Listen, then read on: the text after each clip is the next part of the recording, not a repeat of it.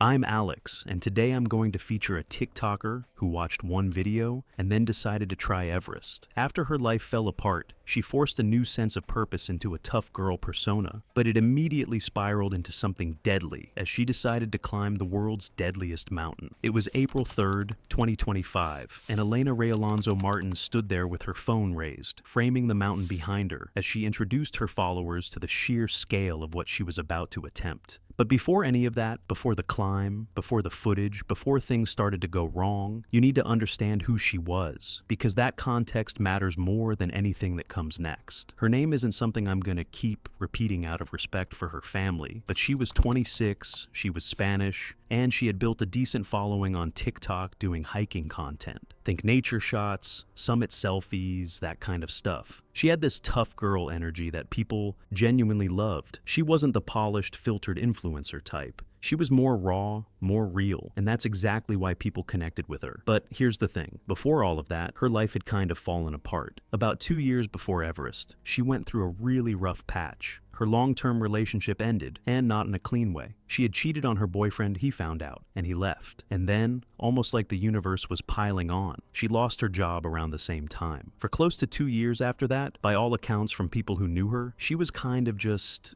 drifting. No clear direction, no real purpose. And I'm not saying any of that to judge her. Honestly, I think a lot of us have been in some version of that place, where you don't really know who you are or what you're supposed to be doing. It's a genuinely uncomfortable place to sit in. What pulled her out of it, eventually, was the mountains. And TikTok. She started hiking. She started. Seriously? Filming it, posting it, and the response gave her something she hadn't felt in a long time. Identity, direction. People called her brave, inspiring. After 2 years of feeling lost, that kind of feedback is powerful, maybe even addictive. Here's where you need to pay attention, because this part gets overlooked. Her content followed a clear escalation pattern. She started with Picos de Europa, beautiful, manageable mountains in northern Spain. Then Montserrat, the jagged range in Catalonia. Then Sierra Nevada, higher elevation, more demanding. Each step felt natural, even impressive. Her followers grew, the praise got louder, but there was something hiding in plain sight. She had no real technical training. Her gear was functional, but not what serious mountaineers would call appropriate. She was leveling up the mountains without leveling up the skills, and her followers didn't see that. They saw the views, the confidence, the aesthetic. Nobody asked about her, a technique. They just told her she was incredible, that she should keep going. Exactly what she likely wanted to hear. That feedback loop is dangerous. I think about it a lot, even with my own channel. The audience rewards the result, not the process. And sometimes, the process gets skipped. This is the moment I keep coming back to, the turning point. In Sierra Nevada, she was filming. She left the marked trail to get a better angle. That's such a TikTok thing, right? The shot matters more than the path. So she climbed onto an unstable rock section for the perfect frame. She slipped, she slid. She stopped herself at the last second. The injury was minor, cuts and bruises, but it was real, a genuine scare. Her body had just told her clearly that she made a dangerous call, and what did she do? She posted it, laughed it off on camera. The video did well. People thought it was funny, thought it proved how tough she was. And that moment, right there, reframed a near disaster into a personality trait. She falls and laughs. She's fearless. But fearless and reckless aren't the same. In Sierra Nevada, she learned the wrong lesson. Not, I need training, but I can handle it. The TikTok metrics agreed. The mountain eventually would not. According to her friends, it happened late at night. She was scrolling TikTok when she saw a video about climbing Everest. We don't know what was in it. Maybe a summit shot, maybe someone else's triumph, but it clearly hit something deep. She reposted it. That sounds like nothing. People repost things all the time. But here's the detail that made this particular repost so haunting. After her death, when people started going back through her account trying to understand her, they found that out of everything she had ever shared or reposted on TikTok, that Everest video was the only repost on her entire account. Think about that for a second. She saw one video, she shared it, and then she started making plans. I'm not saying TikTok killed her, that's too simple, but I do think that one late night scroll session planted a seed in someone who was already hungry for the next peak, the next milestone, the next story to tell. Okay, so this is important because a lot of people assume that climbing Everest requires years of documented mountaineering experience and some intense vetting process. And while that's true for the most demanding, self-supported expeditions, there's another side to this industry that doesn't get talked about enough. enough. She didn't go rogue. She didn't sneak onto the mountain. She booked a commercial Everest expedition. Her parents, who were described as financially comfortable, helped fund it. And we're talking real money here. These packages typically run somewhere between $40,000 and $70,000, depending on the company and what's included. And here's the uncomfortable truth about some of these commercial operations. If you can pay, you can go. Not all of them. There are reputable guiding companies with strict experience requirements, but there are also others that, let's be honest, are running a business. They provide Sherpas, oxygen tanks, fixed ropes along the established route, and base camp support. And for that price tag, some of them are willing to bring along clients who don't exactly have a resume full of high altitude climbs. So she got a permit, she got access, she had a Sherpa assigned to her. On paper, she was doing everything right. What she didn't have was the experience. The kind of experience that doesn't show up on a booking form. The kind that lives in your body, in your lungs, in your muscles, in the way your brain functions at 26,000 feet, when it's getting a fraction of the oxygen it normally needs. You can buy your way onto the mountain. You cannot buy your way into being ready for it. When she met her assigned Sherpa at base camp on Mount Everest, it became clear pretty quickly that there was a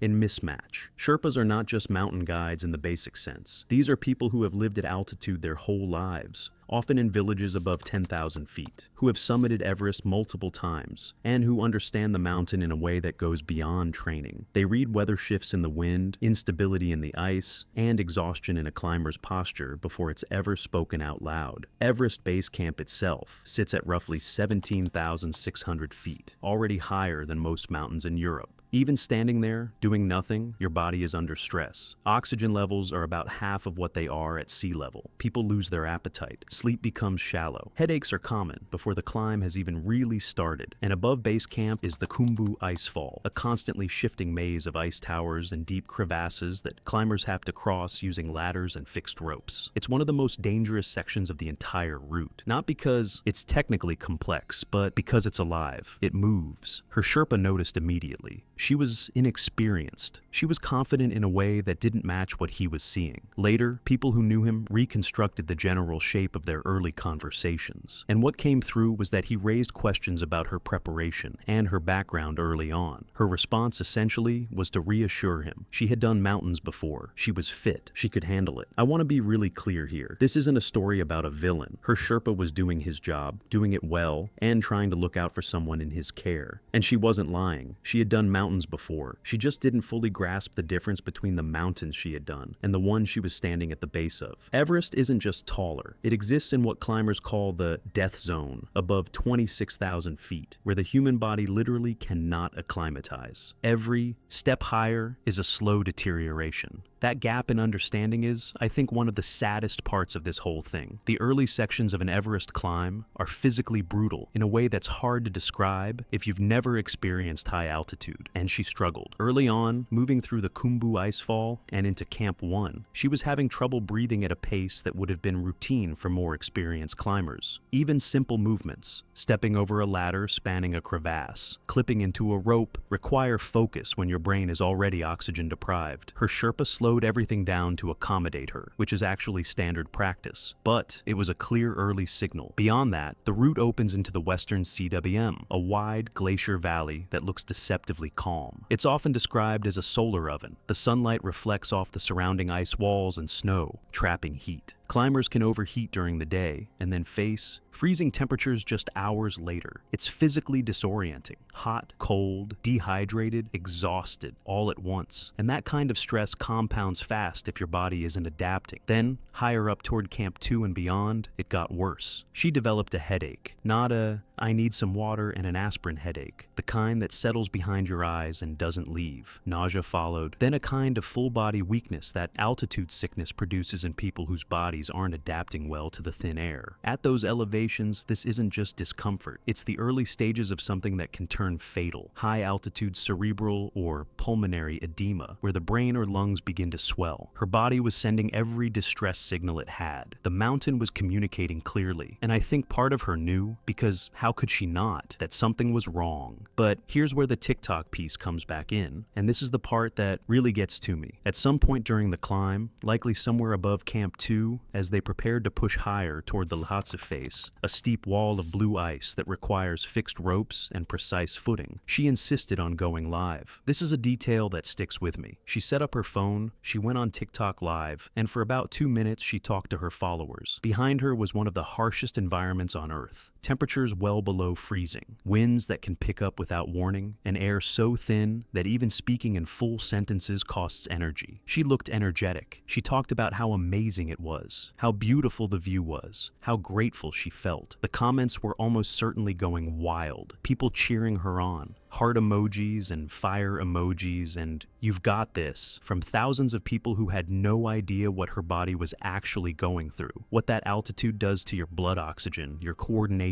your judgment. And then the live stream ended, and she was immediately exhausted. That 2-minute performance had cost her something. Up there, energy isn't just fatigue, it's survival. Every unnecessary movement, every extra breath, every moment spent not conserving strength adds up. And from what people reconstructed afterward, it was shortly after this that her Sherpa made a direct recommendation to turn back. He had been watching her. He had seen what the live stream concealed. He knew what the climb still ahead of them demanded. The push through the death zone, the summit, and more importantly, the descent. She said no. She wanted to keep going. Her reasoning, as best as people could piece it together later, came down to 3 things: her followers, proving herself, and pride. She had come this far. She had told everyone she was doing this. Turning back on Everest isn't just a physical decision, it's psychological. It feels like failure, even though in reality, turning back is one of the most respected decisions a climber can make. But in that moment, standing on a mountain where the margin for error is almost zero, she chose to keep going, and I genuinely understand that feeling, even as I wish she had made a different call. When your identity is built on the content you create, turning back from a summit feels like erasing yourself. As they pushed higher, the weather started shifting. Conditions on Everest can change with almost no warning, and what had been a manageable climb was becoming something more serious. Her Sherpa, by multiple accounts, strongly advised stopping. He was direct about the risk. He specifically pointed to her physical condition, the altitude sickness symptoms, the exhaustion, the pace she had been keeping, and told her that continuing in that state was genuinely dangerous.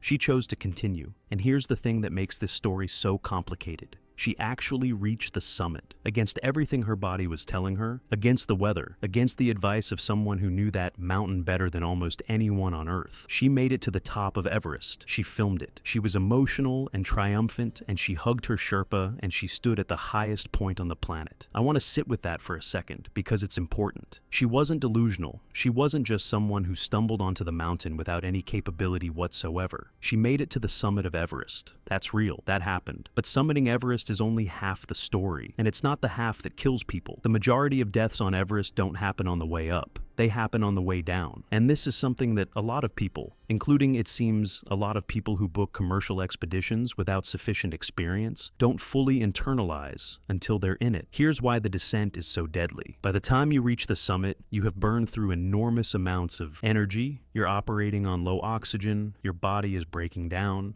and your brain, the thing you need to make good decisions and maintain physical coordination, is functioning at a reduced level, and then you have to navigate back down the same terrain that challenged you on the way up. Except now you're operating at a fraction of your capacity. For her, by the time the descent began, she was running on empty in every way that mattered, completely exhausted, mentally drained. Her oxygen levels were dangerously low. Her reactions were slow. The fatal moment happened on a narrow, exposed section of the descent route. She misstepped, just slightly, caught her foot wrong, lost her footing on the hard, glassy ice. In that instant, there was a pause, the kind where your body is supposed to correct itself automatically, but it didn't, because her reaction time was gone, stripped down by exhaustion, by oxygen deprivation, by hours of cumulative strain. She couldn't stabilize the way a rested, experienced climber might have been able to. She slid, a short, uncontrolled shift at first, then her center of gravity tipped past the point of recovery, and she fell. The terrain on that section of Everest doesn't give you anything back. There's no forgiving slope. no rough surface to grab onto. Nothing like the Sierra Nevada slip she once walked away from. It just drops. Steep, cold, absolute. Her Sherpa, who had been tracking every step she took on the descent and staying within reach, reacted immediately. But even immediate isn't fast enough when gravity takes over on that kind of terrain. She was gone before any real rescue attempt could be mounted. At that altitude, in those conditions, above 26,000 feet, where helicopters can't reliably operate, where even standing still for too long drains the body, there was no window, no second chance, no realistic intervention. The mountain doesn't pause. It doesn't allow for it. The expedition team recovered what they could and documented the incident the way these situations are formally handled on Everest, with a kind of clinical efficiency that feels brutal, but is really just the reality of what that mountain demands of everyone on it. Back online, her parents took her TikTok account offline, but before they did, the internet had already found what it was looking for. Her followers grew after her death. One of those deeply uncomfortable patterns of social media that says something uncomfortable about how we consume tragedy. And people going back through her content found two things: the Everest repost, sitting alone as the only thing she had ever shared from someone else's account, and the old risky content, the Sierra Nevada slip, the moments where she had laughed off things that shouldn't have been laughed off. Her Sherpa, in an interview afterward, said that she was determined, and that determination is not the same as experience. He also said that he had warned her about the descent specifically, because that is where people don't realize how dangerous Everest really is. Her mother said that her daughter had finally found something that gave her peace, and then she said that she just wished it wasn't that mountain. This isn't a story about TikTok being evil. It's a story about what happens when the feedback you get from the internet starts to feel more trustworthy than the feedback you get from your own body, your own preparation, and the people who actually know what they're talking about. Everest is not a trend. It's not a TikTok challenge. It's not the next level after Sierra Nevada. It requires years of progressively harder climbs, technical training, physical preparation, and a level of respect for the environment that goes way beyond any number of followers or any amount of money.